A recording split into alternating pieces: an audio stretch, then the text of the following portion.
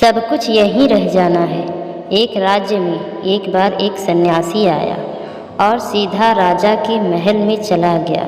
उस सन्यासी की वेशभूषा को देखकर राजा के किसी भी सिपाही ने उसे अंदर जाने से नहीं रोका। वो सन्यासी सीधा राजा के दरबार में चला गया। सन्यासी को अपने पास खड़ा देख राजा ने उनसे पूछा, आप कौन हैं और क्या चाहते हैं? सन्यासी बोला, मैं एक आध्यात्मिक गुरु हूँ और प्रवचन देने के लिए दूसरे राज्य जा रहा था, लेकिन अब दिन ढलने को आया है तो मैं आज रात आपके महल में ही रुकूंगा। रात बिताने के लिए बस मुझे थोड़ी जगह चाहता हूँ। सन्यासी की बात सुनकर राजा बोले, ये एक राजा का महल है, कोई विश्राम स्थल नहीं जो आप यहाँ रात में रुकना चाहते हैं। आप बाहर जाइए, वहाँ रहने की आपको कोई न कोई जगह मिल जाएगी। सन्यासी ने राजा से फिर प्रश्न किया, महाराज, क्या मैं जान सकता हूँ कि आपसे पहले ये महल किसका था? राजा बोले, मेरे पिता का था, क्योंकि मुझसे पहले वही राजा थे। सन्यासी ने फिर प्रश्न किया, अच्छा, तो अब आपके पिताजी कहाँ हैं? राजा बोला, अब वो इस दुनिया में नहीं रहे, उन्हीं के बाद तो मैं राजा बना। अच्छा, आपके पिता से पहले ये महल किसका था? सन्यासी ने फिर से प्रश्न पूछा। राजा को अब गुस्सा आने लगा, लेकिन फिर भी उसने शांत होकर जवाब दिया, मेरे पिता से पहले ये महल मेरे दादाजी का था और अब वो भी इस दुनिया में नहीं है।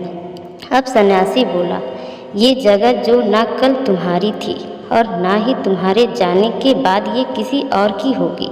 इस संसार में लोग कुछ ही समय रह पाते हैं और फिर चले जाते हैं। जहाँ हम अपना समय बिताते हैं वही हमारा विश्राम स्थल है।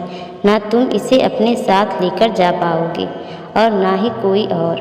बताओ, ये महल एक विश्राम स्थल नहीं है तो क्या है? राजा उनकी बात समझ गया और हाथ जोड़कर माफ़ी मांगने लगा।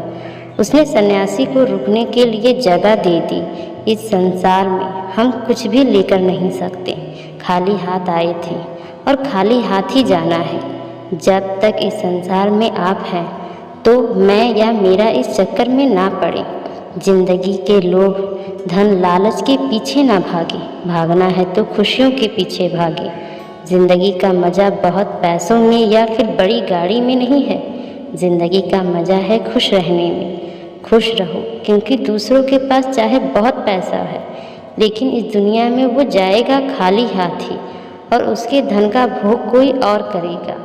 और अगर पैसा होकर भी आपका जीवन दुखों से भरा है तो आपकी ज़िंदगी अपने आप में ही बेकार है।